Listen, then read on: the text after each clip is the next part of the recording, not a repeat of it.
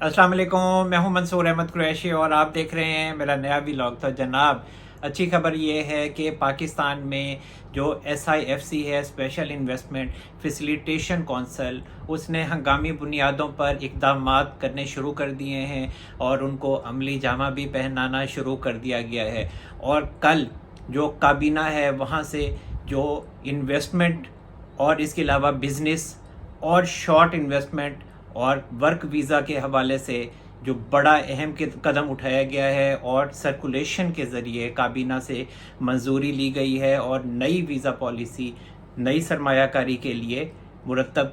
कर दी गई है और इस हवाले से जो मंजूरी है वो भी दे दी गई है। और जो बिज़नेस वीज़ा है, अब जो स्पेशल इन्वेस्टमेंट फैसिलिटेशन कौंसिल है और जो हमारे बड़ों ने बनाया है, और उसमें जो हमारे आर्मी चीफ़ हैं जनरल आसिम मुनीर साहब, उनका बड़ा ही कलीदी किरदार है और स्पेशल एक बड़ा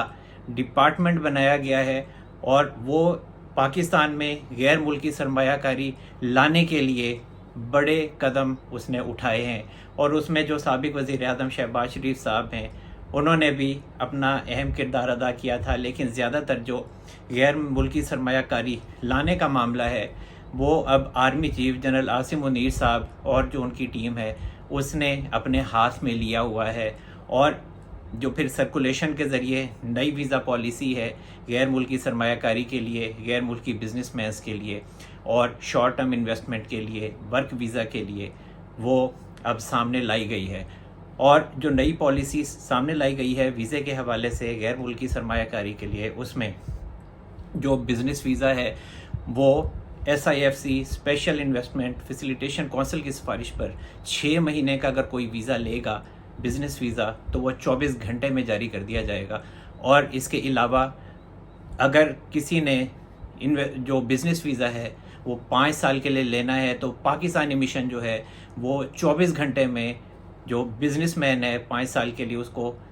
वीज़ा देने का पाबंद होगा। और इसके अलावा जो शॉर्ट टर्म इन्वेस्टर वीज़ा है वो SIFC की सिफारिश पर 6 महीने के लिए 24 घंटे में जारी होगा। और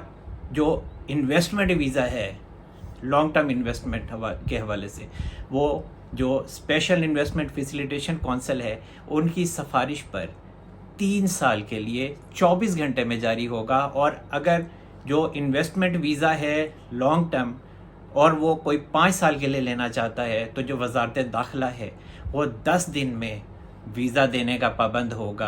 और जो वर्क वीज़ा है वो भी वजारत दाखिला 2 साल का जो वीज़ा है वो दिया जाएगा और वजारत दाखिला वो वीज़ा जो है वो 1 महीने में देने का पाबंद होगा। तो ये जो नई वीज़ा पॉलिसी है गैर मुल्की सरमायाकारों के लिए, बिजनेसमैन्स के लिए और जो वर्क वीज़ा है उसके लिए, तो वो सामने लाई गई है और मैंने आपके सामने ये जो तफसील है वो बताई है। और इसके अलावा जो मियां नवाज शरीफ साहब हैं उनकी तरफ से अहम बयानात सामने आए हैं और उनका फिर यही मुतालबा है कि जिन्होंने भी 70 साल में बल्कि इस टेन्योर में जितना पाकिस्तान का नुकसान किया है उनको जो कानून का कटहरा है उसमें खड़ा करना चाहिए। और उन्होंने दोबारा से वही नाम लिए हैं जो एक तो फैज़ हमीद साहब हैं, इसके अलावा जो साबिक आर्मी चीफ़ हैं कमर जावेद बाजवा साहब हैं, और इसके अलावा जो उन्होंने कहा है कि आलाकार थे, सहूलतकार थे, उनके उन्होंने नाम लिए हैं, जिनमें जो साबिक चीफ़ जस्टिस साकिब निसार साहब हैं और जो साबिक चीफ़ जस्टिस हैं आसिफ खोसा साहब, उनके नाम लिए हैं। और उन्होंने ये भी कहा है कि ये जो हैं ये कानून के कटहरे में लाए जाएंगे। तो बड़ा अहम बयान है ये। और मेरा ये ख्याल है कि साकिब निसार साहब और जो आसिफ खोसा साहब हैं वो यकीनी तौर पर मुझे लगता है वो कानून की गिरफ्त में आएंगे, जिस तरह से मियां नवाज शरीफ साहब पे दर पे कहीं ना कहीं इस तरह के बयानात दे रहे हैं। और फैज़ हमीद साहब के हवाले से भी लगता है कि उनको भी जो उनके गिरद घेरा जो है वो तंग किया जाएगा। बहुत सी खबरें आती रही हैं, अभी भी हैं, कि उनको नज़रबंद किया गया है, लेकिन अभी फ़िलहाल कोई हतमी खबर सामने नहीं आई। लेकिन जो साबिक आर्मी चीफ़ हैं कमर जावेद बाजवा साहब, उनके हवाले से मैंने जैसा कि आपको बताया था कि मियां नवाज शरीफ साहब को समझाया गया कि आप ये मामला छोड़ दें, क्योंकि उन्होंने خاصا ازالہ کیا اپنی غلطیوں کا. انہوں نے جس طرح سے عمران خان صاحب کو وہ لے کے آئے تھے اقتدار میں اور جو الیکشن میں ریگنگ کی تھی، تو وہ چونکہ قمر جاوید باجوہ صاحب کا ایشو نہیں ہے، وہ فوج کا عہدہ ہے آرمی چیف کا، اور اسے اس طرح سے داغدار یا اسے سزا یافتہ نہیں کیا جا سکتا عہدے کو. تو اسی وجہ سے آپ قمر جاوید باجوہ والا جو معاملہ ہے اس کو چھوڑ دیں. باقی جو شخصیات ہیں ان کے یقینی طور پر مجھے لگتا ہے کہ گھیرا تنگ ہوگا، اور میاں نواز شریف صاحب ان معاملات کے اوپر خاصے جو ہیں وہ مان بھی چکے ہیں. اور اس کے علاوہ ان کا یہ بھی کہنا تھا کہ اگر پی ڈی ایم جو ہے وہ حکومت میں نہ آتی تو ملک جو ہے وہ ڈیفالٹ کر جاتا، اور اگر کوئی زخمی سڑک پہ پڑا ہو اور اسے کوئی نہ اٹھائے، اس کا علاج نہ کرے، تو وہ بھی ایک گناہ میں ہی آتا ہے. تو اسی وجہ سے ہم نے ملک کو سنبھالنے کے لیے ڈیفالٹ سے ہم نے بچایا ہے. اور جس طرح سے 2017 میں جو مجھے سزائیں دی گئیں، ہم نے بجلی کا جو معاملہ تھا اس کو ٹھیک کیا، جو بحران تھا اس کو دور کیا، نئے بجلی کے ہم نے گھر لگائے. اور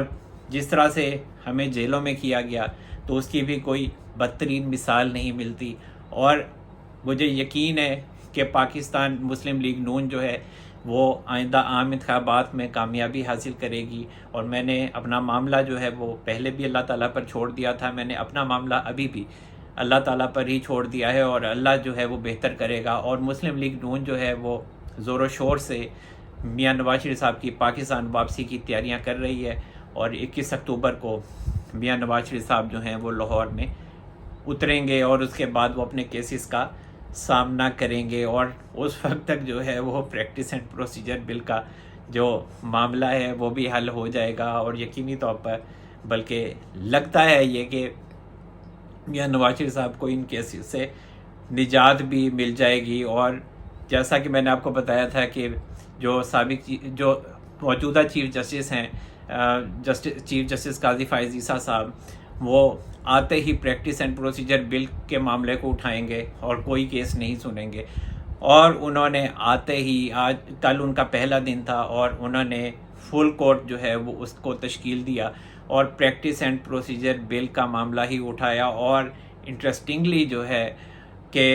وہ انہوں نے لائیو بھی میڈیا پر دکھایا، پاکستان ٹیلی ویژن پر لائیو نشریات پیش کی گئیں، اور ساری جو پروسیڈنگ ہے شام تک وہ دکھائی گئی. اور جو چیف جسٹس ہیں قاضی فائز عیسیٰ صاحب،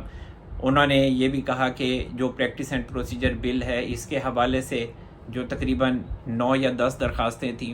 تو ہم نے ان کو ایکسیپٹ کر لیا ہے، جس میں یہ مطالبہ تھا، استدعا کی گئی تھی کہ فل کورٹ بنایا جائے اس معاملے پہ. تو ہم نے درخواستیں جو ہیں وہ منظور کر لی ہیں. اور میرے جو ساتھی ججز ہیں میں نے ان سے مشاورت کی ہے. پہلے سماج سے پہلے جو فل کورٹ پروسیڈنگ تھی اس سے پہلے ایک جو بند کمرے میں ان کی میٹنگ ہوئی، اور پھر اس کے بعد پھر میڈیا پر بھی وہ ساری پروسیڈنگ جو ہے وہ دکھائی گئی. اور اس کے علاوہ جو بڑا قدم سامنے آیا اور پہلے دن جو ہے وہ کھڑا کر دیا قاضی فائز عیسیٰ صاحب نے، وہ یہ تھا کہ جو بندیاز صاحب نے پریکٹس اینڈ پروسیجر بل کے حوالے سے جو بینچز کی تشکیل پر سٹے کیا ہوا تھا اسے چیف جسٹس قاضی فائز عیسیٰ صاحب نے اڑا دیا ہے اور سٹے جو ہے وہ ختم کر دیا ہے. اور پریکٹس اینڈ پروسیجر بل کے تحت ہی جو آئندہ ہفتے کا روسٹر ہے وہ بھی جاری کر دیا گیا ہے. اور انٹرسٹنگلی ایسا ہی ہوا ہے جیسا کہ میں نے آپ کو بتایا تھا کہ 3 سینئر ججز ہوں گے سپریم کورٹ کے جو نئے بینچز کی تشکیل کریں گے. اور ایسا ہی ہوا ہے کہ جو چیف جسٹس قاضی فائز عیسیٰ صاحب پریکٹس اینڈ پروسیجر بل کے تحت کمیٹی کی سربراہی کر رہے ہیں، اور ان کے ساتھ سردار طارق مسعود صاحب ہیں، اور تیسرے جو جج ہیں وہ جسٹس اعجاز الاحسن صاحب ہیں. تو انہوں نے جو نیا روسٹر جاری کیا ہے اور ان میں ایک بینچ جو ہے اس کے بڑا انٹرسٹنگ ہے وہ کہ اس میں جسٹس اعجاز الاحسن صاحب، جسٹس منیب اختر صاحب اور جسٹس شاہد وحید صاحب کو اکٹھے بٹھایا کہ تینوں جو بھائی ہیں نا وہ رل مل کے بیٹھیں اور فیصلہ کریں. دیکھتے ہیں ان کے سامنے کون سا کیس لگتا ہے، کوئی عام کیس ہوگا، سیاسی تو نہیں ہوگا ان کے سامنے. تو یہ روسٹر جو ہے وہ جاری کیا گیا پریکٹس اینڈ پروسیجر بل کے ذریعے. اور جو لائیو کوریج ہے وہ دی گئی، اور چیف جسٹس قاضی فائز عیسیٰ صاحب نے تمام فریقین کو جو پریکٹس اینڈ پروسیجر بل کے حوالے سے درخواستیں ہیں ان کو 25 ستمبر کو اپنا جواب جو ہے ریٹن وہ جمع کروانے کی ہدایت کی ہے، اور 3 اکتوبر کو جو ہے اس کیس کی دوبارہ سماعت ہوگی۔ اور یہ اب کہا جا رہا ہے کہ اس کیس کے جتنے بھی نکات ہیں ان کو آہستہ آہستہ جو ہے وہ سنا جائے گا اور ان پر فیصلہ دیا جائے گا۔ لیکن جو بڑا قدم اٹھایا گیا ہے وہ بینچز کی تشکیل کے حوالے سے ہے، کیونکہ جب بینچز کی تشکیل پر ہی معاملہ جو ہے وہ سیدھا ہو گیا ہے اور سٹے ہٹ گیا ہے تو آگے کچھ رہ نہیں جاتا۔ اور جو دیگر ججز تھے جن میں جسٹس منیب اختر صاحب تھے، ان کا یہ کہنا تھا سماعت کے دوران کہ اس طرح کا جو قانون بنا ہے وہ عدلیہ کی آزادی پر حملہ ہے، اور جو اٹارنی جنرل عثمان منصور عوان صاحب ہیں، ایک قابل انسان ہیں، انہوں نے جو دلائل دیے تو ان کا یہ کہنا تھا کہ بظاہر تو ایسا ہی ہے کہ جو چیف جسٹس ہیں سپریم کورٹ کے، ان کے اختیارات کو اس قانون کے تحت جو پریکٹس اینڈ پروسیجر بل کا قانون ہے اس کے تحت تقسیم کیا گیا ہے، لیکن فوراً ہی جو چیف جسٹس قاضی فائز عیسیٰ صاحب ہیں انہوں نے رسپانس دیا، اور انہوں نے جو اٹارنی جنرل عثمان منصور عوان صاحب ہیں ان کی جو دلائل تھے ان پر رسپانس دیا، اور کہا کہ بلکہ اس کو ایسے کہنا چاہیے کہ چیف جسٹس کا جو بوجھ تھا اضافی اس کو اتارا گیا ہے، اس کو ہلکا کیا گیا ہے۔ تو اٹارنی جنرل عثمان منصور عوان صاحب نے کہا کہ بالکل آپ نے بہت اچھی اس کی تشریح کی ہے، بات کی، اور بڑا اچھا آپ نے اس کا رسپانس دیا ہے، اور کلیئر نظر آ رہا ہے جیسا کہ میں نے آپ کو بتایا تھا کہ چیف جسٹس قاضی فائز عیسیٰ صاحب ہوں، یا جسٹس منصور علی شاہ صاحب ہوں، یا اطہر من اللہ صاحب ہوں، یا پھر جسٹس یحییٰ آفریدی صاحب ہوں، یا جسٹس امین الدین خان صاحب ہوں، یا پھر جسٹس جمال خان مندوخیل صاحب ہوں، یا پھر جسٹس مسرت ہلالی صاحبہ ہوں، اور جو دیگر ججز ہیں، لیکن خصوصاً یہ جو ججز ہیں یہ پریکٹس اینڈ پروسیجر بل کی ہی حمایت کریں گے، اور جو جونیئر ججز ہیں وہ تو بندیال صاحب جب تھے تو وہ ان کے دھڑے کے تھے، تو بندیال صاحب جو ان کو کہتے تھے وہ اسی کے مطابق ہی چلتے تھے، اور جو پریکٹس اینڈ پروسیجر بل ہے اس کو بھی جس طریقے سے ختم کیا گیا تھا اس کی پیدائش سے پہلے ہی ختم کیا گیا تھا، جب پارلیمنٹ میں پریکٹس اینڈ پروسیجر بل کا معاملہ تھا وہیں سے ہی اس کو ختم کر دیا گیا۔ اتنا خوف تھا چیف جسٹس عمرتا بندیال صاحب میں کہ وہ ہر معاملہ جو ہے وہ اپنے ہاتھ میں رکھنا چاہتے تھے، تو جو بندیال صاحب کہتے تھے جو جونیئر ججز نے تو وہی کرنا تھا۔ تو اب بھی کوئی کہہ رہا ہے کہ جو پریکٹس اینڈ پروسیجر بل ہے اس کا جو فیصلہ آئے گا اس کے اوپر وہ 8 اور 7 کا آئے گا، کوئی کہہ رہا ہے کہ جی 9 اور 6 کا آئے گا، کوئی کہہ رہا ہے کہ جی 10 اور 6 کا آئے گا۔ میرا خیال یہ ہے کہ زیادہ سے ہی آئے گا، 10 سے اوپر بھی جا سکتا ہے، کہ جو پریکٹس اینڈ پروسیجر بل کے حق میں لوگ ہوں گے، اور کم ہی لوگ ہوں گے جو اس سے اختلاف کریں گے، اور جو جونیئر ججز ہیں خصوصاً وہ ٹوٹیں گے، اور مجھے زیادہ یہ لگتا ہے کہ وہ موجودہ چیف جسٹس جو ہیں قاضی فائز عیسیٰ صاحب ان کے ساتھ جائیں گے، ان کی خوشنودی حاصل کرنے کی کوشش کریں گے۔ جونیئر ججز کا اتنا تجربہ نہیں ہے، سینئر ججز جو ہیں ان میں خاصے قابل لوگ ہیں، جسٹس منصور علی شاہ صاحب کی بات کریں تو کچھ اضافی قابلیت کے مالک ہیں، اور بھی اچھے ججز ہیں۔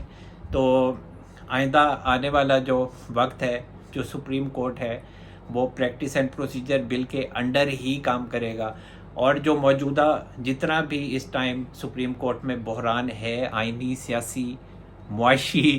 جو بھی فیصلے انہوں نے کیے ہوئے ہیں بندیال صاحب کی طرف سے، تو ان کو کالعدم قرار دیا جائے گا۔ وہ آٹومیٹیکلی جو کیسز ہیں جیسا کہ میں نے بتایا کہ وہ ختم ہو جائیں گے۔ ایک اور بات جو میں کرنا چاہتا ہوں کہ یہاں پر اب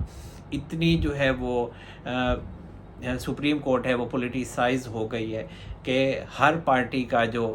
کارکن ہے یا سیاسی رہنما ہے وہ یہ چاہتا ہے کہ جو سپریم کورٹ ہے اور جو ان کے چیف جسٹس ہیں ان کا جھکاؤ وہ سیاسی پارٹی کی طرف ہو۔ میں اس سے مکمل طور پر جو ہے وہ اختلاف کرتا ہوں، کیونکہ یہی سوچ جو ہے اس کی وجہ سے ہی سپریم کورٹ میں مسائل پیدا ہوئے ہیں، اور آج سپریم کورٹ میں بحران بھی اسی وجہ سے ہے کہ ہر سیاسی پارٹی جو ہے وہ سپریم کورٹ کو اپنا بنانا چاہتی ہے، اپنے حق میں کرنا چاہتی ہے. اگر سپریم کورٹ دوسرے پارٹی کے خلاف فیصلہ کرتی ہے تو وہ ایک پارٹی خلاف ہو جاتی ہے. میرا یہ خیال ہے کہ سپریم کورٹ کو جتنے بھی سیاسی معاملات ہیں ان میں پارٹی نہیں بننا چاہیے، اور یہ سیاسی جو معاملات ہیں، سیاسی جو کیسز ہیں، ان کو سننا ہی نہیں چاہیے، بلکہ سیاستدان آپس میں جو کچھ کرتے ہیں لڑیں، اپنے مسائل خود حل کریں. اس سے سپریم کورٹ کو کوئی سروکار نہیں ہونا چاہیے، اور یہ روایت مکمل طور پہ جو ہے وہ ختم ہونی چاہیے. اب کل سے جو ہے ڈاکٹر مشتاق صاحب ہیں، سیکٹری جو بنائے گئے ہیں قاضی فائز عیسیٰ صاحب کی طرف سے، ان کے حوالے سے یہ کہا جاتا ہے کہ وہ پی ٹی آئی کے بڑے وہ زیادہ جو ان کو سپورٹ کرنے والے ہیں، اور ان کے خلاف جو ہے وہ اب دیگر جو پارٹیز ہیں وہ صفحے آ رہے ہیں کہ جی وہ انہوں نے کیوں بنایا ہے ان کو، اور یہ تو عمران خان صاحب کی محبت میں گرفتار ہیں. اور ان کا کوئی ٹویٹر کا فیس بک کا اکاؤنٹ تھا، وہاں پر یہ خلاف جو ہے دیگر پارٹیز کے بولتے رہے ہیں، لکھتے رہے ہیں. تو پھر ان کو قاضی فائز عیسیٰ صاحب کو ان سے بچنا چاہیے. میں نے ٹویٹر پہ بھی یہی بات لکھی ہے کہ قاضی فائز عیسیٰ صاحب کو اس بات سے کوئی سروکار نہیں ہے، اور نہ ہی انہیں ہونا چاہیے. اگر ایک نیوٹرل وے میں اگر ہم بات کریں تو قاضی فائز عیسیٰ صاحب نے تو آئین اور قانون کے مطابق فیصلے کرنے ہیں. ڈاکٹر مشتاق چاہے پی ٹی آئی سے ہوں، پیپلز پارٹی سے ہوں، نون لیگ سے ہوں، جے یو آئی ایف سے ہوں، اے این پی سے ہوں، باپ پارٹی سے ہوں، ایم کیو ایم سے ہوں، جماعت اسلامی سے ہوں، انہیں کیا فرق پڑتا ہے اس سے؟ یہ سیاسی جو کارکن ہیں، جو سیاسی رہنما ہیں، وہ یہ سوچ رکھیں یا نہ رکھیں، انہیں بھی یہ سوچ نہیں رکھنی چاہیے. بلکہ اچھی بات ہے کہ انہوں نے کسی بھی پارٹی کو بالائے طاق رکھتے ہوئے انہوں نے ڈاکٹر مشتاق کو اپنا سیکٹری بنایا ہے. تو امید ہے کہ ڈاکٹر مشتاق جو ہیں وہ بھی جو آئین اور قانون کے مطابق معاملات ہوں گے وہ ان کو اسی طریقے سے ہی چلائیں گے. تو میرا یہی خیال ہے کہ قاضی فائز عیسیٰ صاحب نے تو ٹھیک فیصلہ کیا ہے. انہوں نے تو یہ چیز نہیں دیکھی کہ یہ نون لیگ کا ہے تو پھر اس کو رکھوں اور یہ اس کو نہ رکھوں، تو ایسا نہیں ہے. تو ہر بندے کی اپنی ایک سوچ ہوتی ہے، ہر افسر کی اپنی ایک سوچ، اپنی تھنکنگ ہوتی ہے. اس کو اس کے عہدے سے، اس کی ذمہ داری سے میرا خیال ہے موازنہ کرنا مناسب نہیں ہے. اور اس کے علاوہ جو جیسا کہ میں نے آپ کو بتایا تھا کہ جو review of judgments and orders act ہے وہ بھی جو ہے وہ چیلنج ہوگا، اس کے خلاف اپیل آئے گی. اور جس طرح سے بدیال صاحب نے اور منیب اختر صاحب نے اور جسٹس اعجاز الاحسن صاحب نے معاملات کو، اس فیصلے کو کالعدم قرار دیا تھا، اس قانون کو کالعدم قرار دیا تھا، تو اس کے حوالے سے بھی جو درخواست ہے وہ سپریم کورٹ میں دائر ہو گئی ہے. اور کہا گیا ہے کہ یہ جو کسی بھی فریق کو جو ریویو کا حق دینے کا معاملہ ہے اس کو بحال کیا جائے، اور 184 سب آرٹیکل 3 کے تحت جو بھی فیصلے ہوتے ہیں کسی بھی فریق کے خلاف، کسی بھی مجرم بنا دیا جاتا ہے کسی کو، تو اس کو اتنا حق ہونا چاہیے کہ وہ ریویو کا حق استعمال کر سکے. اور ریویو کا جو معاملہ ہے اس کو ایکسپینڈ کیا گیا تھا review of judgments and orders act میں، اور اس میں یہ بھی کہا گیا تھا کہ اگر 5 رکنی لارجر بینچ ہے تو جو فیصلہ دے چکا ہے 184 سب آرٹیکل 3 کے تحت، تو پھر جب ریویو کا حق ملے گا تو پھر وہ لارجر بینچ جو ہے وہ مزید ایکسپینڈ کرے گا. کیونکہ اگر 5 کا بینچ ہے تو پھر 6-7 کا جو لارجر بینچ ہے وہ بنایا جائے گا. اور اب یہ جو درخواست ہے وہ سپریم کورٹ میں دائر کی گئی ہے، اور یقینی طور پر یہ درخواست جو ہے وہ سماعت کے لیے مقرر ہوگی. اور آئندہ آنے والے دنوں میں بہت سے کیسز ہیں جن کے اوپر جو ہے وہ نظر ثانی کی جائے گی، اور بڑے جو بدیال صاحب کے فیصلے ہیں ان کو بھی ختم کیا جائے گا. اور یہ پریکٹس اینڈ پروسیجر بل ہی ایک ایسی تلوار ہے جو بندیال صاحب کے بہت سے فیصلوں کو ختم کر دے گی. یہ بات میں نے آپ کو بارہا بتائی ہے. اور اس کے علاوہ جو بلاول بھٹو زرداری صاحب ہیں ان کا سافٹ ویئر ایک بار پھر اپڈیٹ ہوا ہے. اور جیسا کہ میں نے آپ کو کل ہی بتایا تھا کہ جو اسٹیبلشمنٹ ہے وہ یہ نہیں چاہتی کہ پیپلز پارٹی کے ساتھ بھی ایک نیا محاذ کھلے، اور پیپلز پارٹی کو بھی غالباً سمجھایا گیا ہے دوبارہ سے. اور جو بلاول صاحب ہیں انہوں نے ایک نیا بیان داغا ہے، اور ان کا کہنا ہے کہ ہمیں کسی نے بھی دیوار کے ساتھ نہیں لگایا، اور الیکشن کمیشن جو ہے وہ انتخابات کا اعلان کرے تو پھر ہم سوچیں گے کہ ہم نے ایڈجسٹمنٹ الیکشن میں سیٹ ایڈجسٹمنٹ کرنی ہے یا نہیں کرنی ہے. اور نون لیگ کے ساتھ جیسا کہ میں نے بتایا تھا کہ جو حنیف عباسی صاحب ہیں انہوں نے معذرت کر لی ہے اپنے بیان پہ کہ بھٹو کے حوالے سے کہ جو وہ تو مر چکا ہے، اور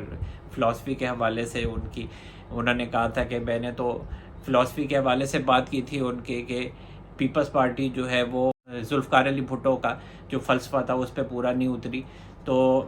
حالانکہ انہوں نے جو ہے وہ ایٹمی پروگرام دیا تھا، تو اس طرح کی انہوں نے باتیں کی، بعد میں معذرت کر لی. اور میں نے یہ آپ کو بتایا تھا کہ جو حنیف عباسی صاحب ہیں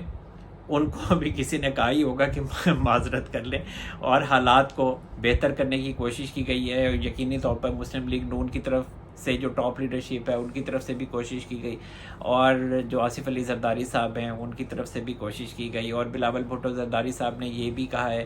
کہ جو آصف علی زرداری صاحب ہیں وہ معاملات کو دیکھیں گے کہ کس طرح سے سیاسی معاملات کو آگے لے کر چلنا ہے. ابھی 2 دن پہلے جب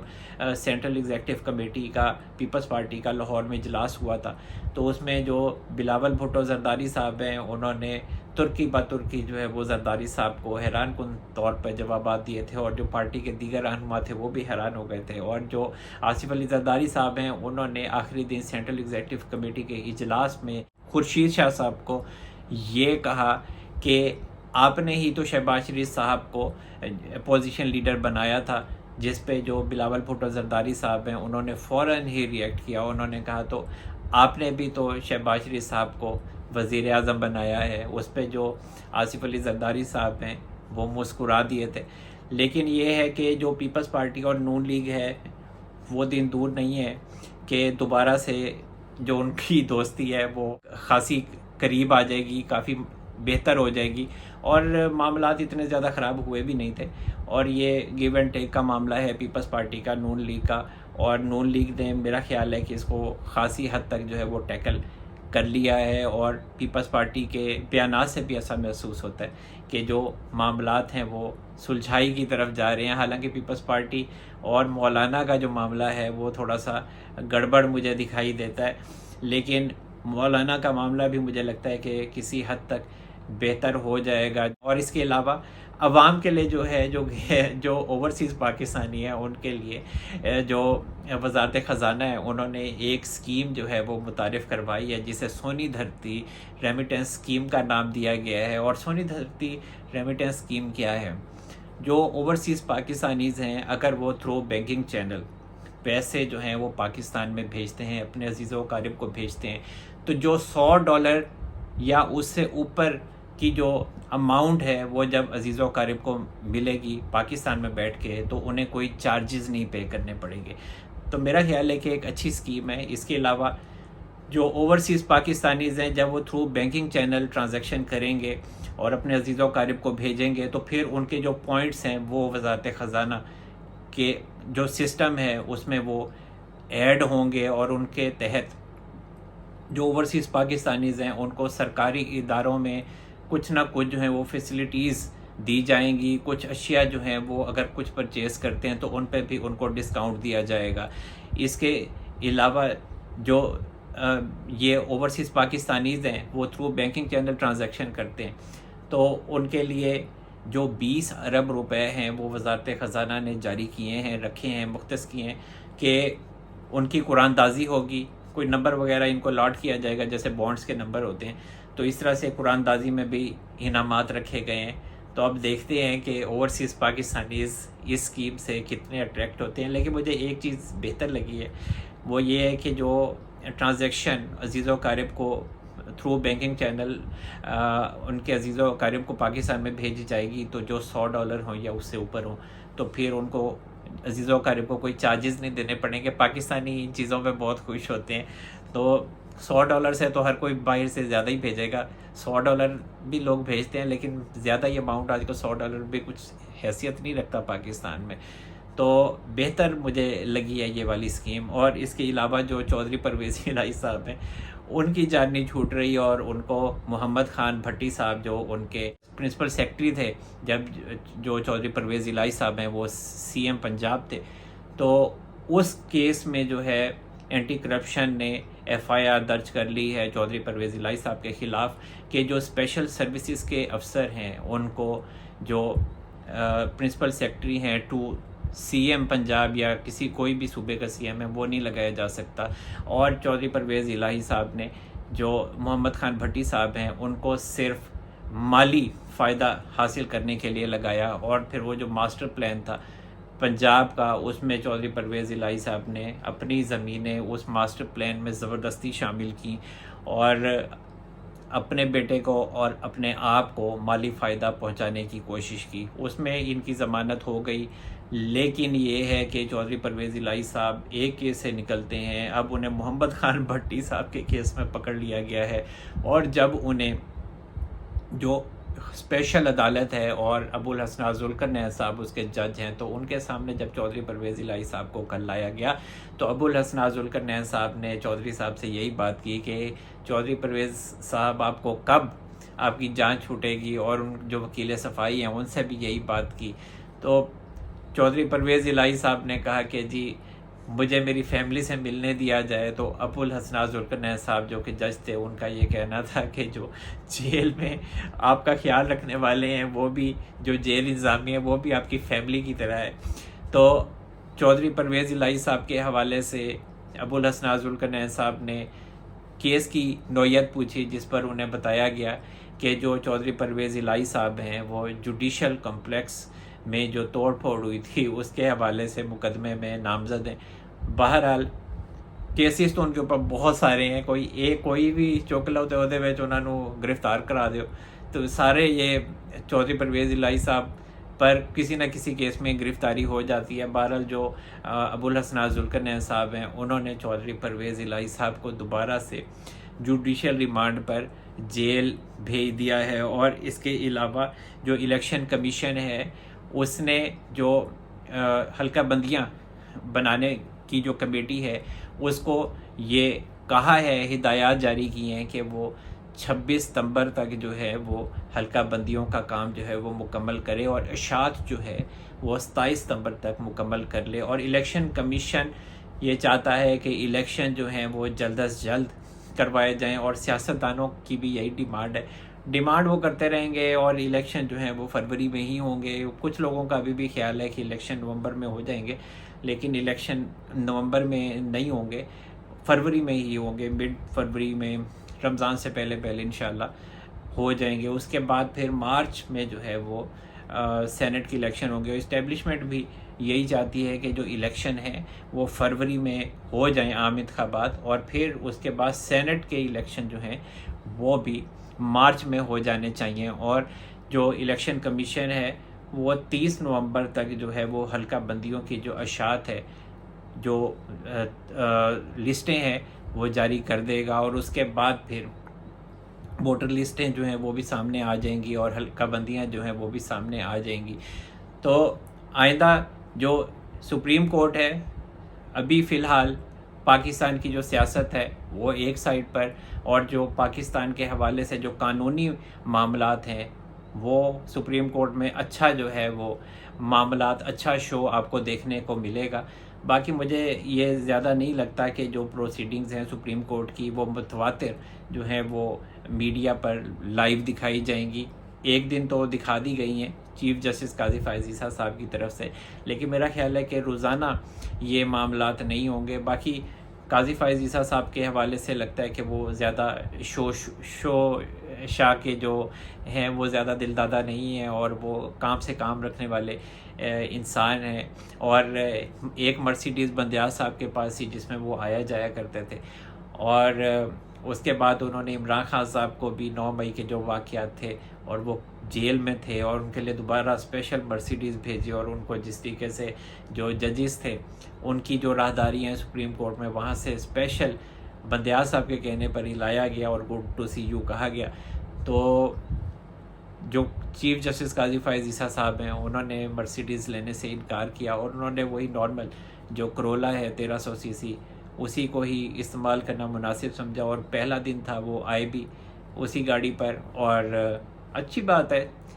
سادگی اپنانی چاہیے. اور بڑی شخصیت جو بڑے قاضی ہیں قاضی فائز عیسیٰ صاحب بڑے چیف جسٹس ہیں, تو اگر وہ یہ مثال قائم کریں گے تو باقی لوگ بھی مثال قائم کریں گے, ان کو فالو کریں گے. تو پہلا دن تھا، انہوں نے آتے ہی اپنا جو سٹاف تھا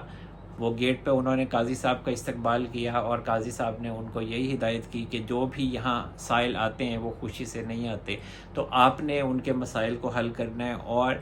اس طرح سے پیش آنا ہے جیسے مہمان کے ساتھ میزبان پیش آتا ہے۔ تو ہم 57,000 ہمارے پاس کیسز یہاں پہ پڑے ہوئے ہیں، سپریم کورٹ میں پینڈنگ ہیں۔ ہماری کوشش ہے کہ ہم ان مسائل کو، یہ جو 57,000 کیسز ہیں ان کو ہر صورت اور جلد از جلد جو ہے وہ حل کریں۔ تو جناب اب تک کے لیے اتنا ہی۔ اللہ تعالی ہم سب پر اپنا رحم و کرم فرمائے۔ منصور احمد قریشی کو اجازت دیجیے، اپنا بہت سارا خیال رکھیے گا۔ اللہ حافظ۔